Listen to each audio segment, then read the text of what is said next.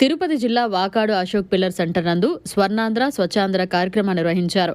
ఈ సందర్భంగా district coordinator Sirisha మాట్లాడుతూ స్వర్ణాంధ్ర స్వచ్ఛాంధ్రలో భాగంగా ఈరోజు సింగిల్ యూజ్ ప్లాస్టిక్ వస్తువులపై నిషేధం అనే కార్యక్రమం ద్వారా ప్రతి దుకాణదారులకు ప్లాస్టిక్ నిషేధించాలని ఆమె తెలిపారు. ఎంపీడీఓ సి శ్రీనివాసులు మాట్లాడుతూ ప్లాస్టిక్ పర్యావరణానికి అనర్థమని, మన ఆరోగ్యానికి కూడా నష్టం చేకూరుతుందని ఆయన తెలిపారు. దీనిలో భాగంగా అశోక్ పిల్లర్ సెంటర్ వద్ద ప్రతిజ్ఞ చేశారు. ఈ కార్యక్రమంలో మండల తహసీల్దార్ రామయ్య, విద్యాశాఖ అధికారి నసీం అలీ, ఆర్డబ్ల్యూఎస్ ఏఈ సుమాంజలి తదితరులు పాల్గొన్నారు.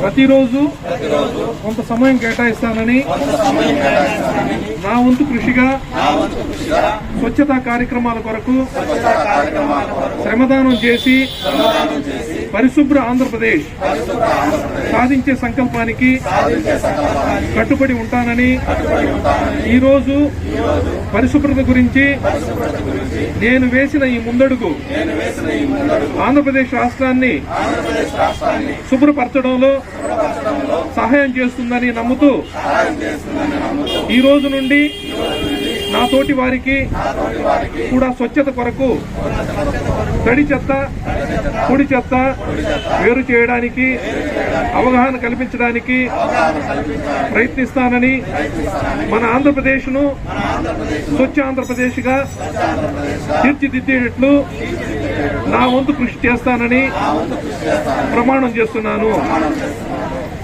ఈ యొక్క ప్లాస్టిక్ ని అందరూ కూడా ఇప్పటి నుంచే ఒక క్రమ పద్ధతిలో, అంటే ఒకేసారి కాకపోయినా వెంటనే దాన్ని రెన్యూబుల్, వాటిని మనం రీయూజ్, రెన్యూబుల్ వాటిని మనం యూజ్ చేసుకోగలిగితే ఈ ప్లాస్టిక్ నిషేధిస్తే మనకి చాలా ఈ ఆరోగ్యపరంగా కూడా మంచిగా ఉంటుందని కోరుకుంటూ ఈరోజు వాకాడు మండలంలో అందరం ఒక ఉవ్వెత్తున ప్రతి లైన్ డిపార్ట్మెంట్లో వాళ్ళ యొక్క ఆఫీసుల్లో కూడా ఈరోజు స్వచ్ఛ కార్యక్రమం జరుగుతూ ఉంది. ప్రతి ఆఫీస్ని కూడా నీట్గా పెట్టుకోమని చెప్పి మనకి గౌరవ కలెక్టర్ గారు కూడా టీసీలో ఆదేశించడం జరుగుతుంది. అందుకనే స్కూల్స్లో కానీ డిపార్ట్మెంట్స్లో కానీ అన్ని కార్యాలయాలు కూడా ఈరోజు అన్నీ కూడా నీట్గా చేసుకొని అవన్నీ కూడా మనకి లాగిన్స్ ఇచ్చున్నారు.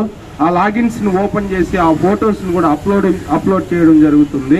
సో ఈరోజు మనం వాకాడు మండలంలో అందరూ కూడా అన్ని కార్యాలయాల్లో కూడా స్వచ్ఛ కార్యక్రమాన్ని నిర్వహించుకుంటున్నాము. అలాగే ఈరోజు ప్లాస్టిక్ నిషేధం పైన కూడా అవగాహన కల్పిస్తున్నాము.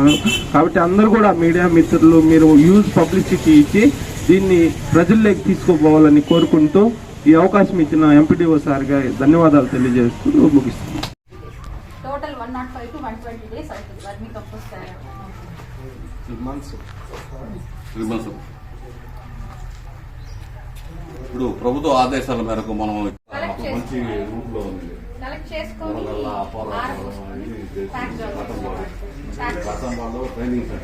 తర్వాత ఇది కూడా వర్మీ ఉందా, కంపోస్టింగ్ ఉండాలి. 2 దశల కంపోస్టింగ్ అవ్వాలి. ఫస్ట్ కంపోస్టింగ్ చేయండి. మూతలు బాటిల్స్ వేసామంటే లోపల శుభ్రంగా క్లీన్ అయిపోయి దీనిలోంచి వచ్చేస్తుంది, బయటకు కొట్టేసి ఆ క్లీన్ చేసిన ప్లాస్టిక్ ఎత్తుకు దాంట్లో వేసామంటే కట్ చేస్తాం. క్లీనరు షెడ్ ఆ చిప్స్ అయినవి మనం రోడ్స్ కి ఉపయోగించుకోవచ్చు. అక్కడ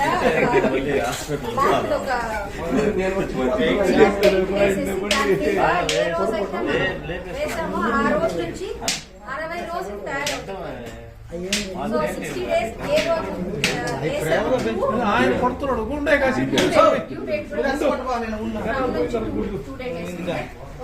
మార్చ్ 1 అనుకో, ఏప్రిల్ 15 కి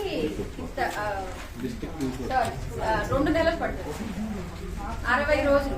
మార్చి 1 అంటే మార్చి, ఏప్రిల్ అయిపోయి మే 1 స్టార్ట్ చేస్తున్నారు. కొన్ని దగ్గరలో ఈ వాకాడు మండలంలో నాడేపిట్లు ఒక 5 షెడ్లలోనే ఉన్నాయి అంటున్నారు. మిగిలినవి కూడా కన్స్ట్రక్ట్ చేసుకోమంటున్నారు. కన్స్ట్రక్ట్ చేసుకోవడానికి అవసరమైన మనీ కూడా, బిల్స్ కూడా వాళ్ళు పెట్టుకోమంటున్నాము. వాళ్ళు చేసుకున్నారంటే 2 దశల కంపోస్టింగ్ వస్తుంది, వర్మీ కంపోస్ట్ వస్తుంది. వర్మీ కంపోస్ట్ మామూలు కంపోస్ట్ కన్నా 4 రెట్లు ఎక్కువైన క్వాలిటీ ఉంటుంది. సో అవి వాడుకుంటే వర్మీ కంపోస్ట్ని క్వాలిటీ ఆఫ్ ప్రోడక్ట్స్ వస్తాయి. అంటే మనకి పూలు కానీ పండ్లు కానీ అన్నిటి క్వాలిటీ కలర్ అన్ని ఇంక్రీజ్ ఇదంతా కూడా ఉండేటటువంటి రాష్ట్రాన్ని క్రియేట్ చేయడం కోసం సింగిల్ యూజ్ ప్లాస్టిక్ మేము ఇప్పుడు వాళ్ళకి ఫస్ట్ ఏం చెప్తున్నామంటే మేము వార్నింగ్ అయితే ఇచ్చాం. తర్వాత వినలేదు అంటే మేము లైసెన్స్ క్యాన్సిల్ చేయమని చెప్తున్నాం. ఇప్పటివరకు ఏమన్నా చేశారు? స్టార్ట్ అవుతోంది కదా, ఇప్పుడు స్టార్ట్ అవుతుంది. ప్లాస్టిక్ నిషేధం ఈ వీక్ నుంచి స్టార్ట్ అయింది. లాస్ట్ వీక్ తడి చెత్త పొడి చెత్త సపరేట్ చేసుకొని మీ ఏరియాలో షెడ్ ఎక్కడుందో జనాలకి తెలియజేస్తున్నాము. అక్కడ జరిగేటటువంటి ఈ మంచి ప్రాసెస్ వాళ్ళ హెల్త్కి ఎంత ఇంపార్టెన్స్ ఇస్తున్నాం అనేది ప్రభుత్వం చెప్తోంది. కాబట్టి సపరేట్ చేసి ఇవ్వండి అని అడుగుతున్నాం చెత్తని. అది లాస్ట్ మంత్ ఫిబ్రవరిలో చేశాము.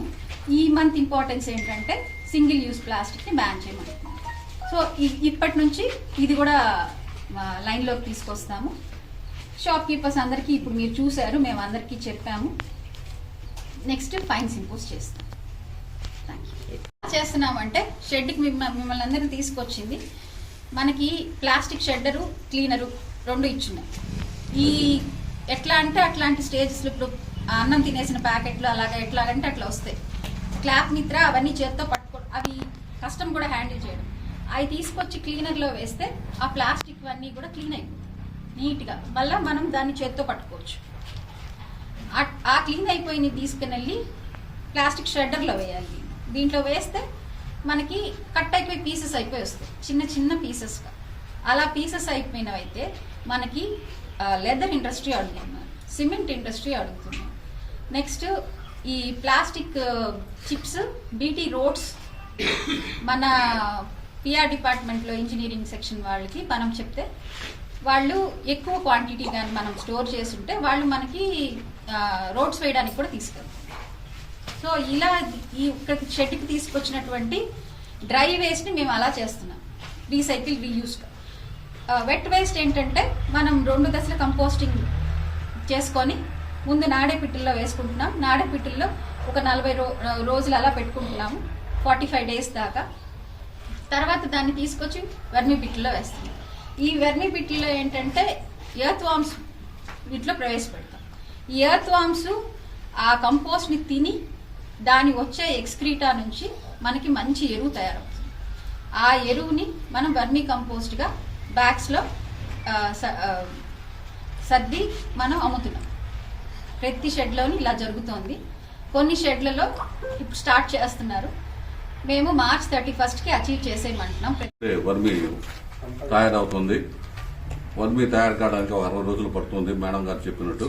ఈ వర్మి ఏర్పడిన తర్వాత సహజ ఎరువుని కేజీకి 30 రూపాయలు 40 రూపాయలు చొప్పున క్వాలిటీని బట్టి అమ్మడం జరుగుతుంది. సహజమైన ఎరువు అనేది చాలా మంచిది, న్యాచురల్, ఎటువంటి కెమికల్స్ ఉండవు. ఈ రైతులు తీసుకొని వాళ్ళ వ్యవసాయానికి కానీ అగ్రికల్చర్ వాళ్ళు కానీ వాడుకుంటే దానివలన సహజమైన మనకు ఎటువంటి కెమికల్స్ లేని ఆహారం మనకు లభిస్తుంది. అలాగే ఎటువంటి కెమికల్స్ లేని పండ్లు మనకు లభిస్తాయి. దీనివలన ప్రజల ఆరోగ్యంగా డెవలప్ అయ్యే అవకాశం ఉంది. కాబట్టి ప్రతి ఒక్కరూ దీన్ని సహజమైన ఎరువుని రైతులు, మన వ్యవసాయదారులు మరియు అగ్రికల్చర్ వాళ్ళు, పండ్ల తోటలు పెంచే వాళ్ళు ఈ న్యాచురల్ ఎరువుని, సహజమైన ఎరువుని వాడుకొని వాళ్ళు తద్వారా ప్రజల ఆరోగ్యాన్ని కాపాడే విధంగా చర్యలు తీసుకోవాల్సిందిగా మేము ఈ సందర్భంగా మీ ద్వారా పత్రికా ప్రతినిధుల ద్వారా మేము విజ్ఞప్తి చేస్తున్నాం. మరిన్ని అప్డేట్స్ కోసం మన HN9 టీవీ ఛానల్ని సబ్స్క్రైబ్ చేసుకోండి.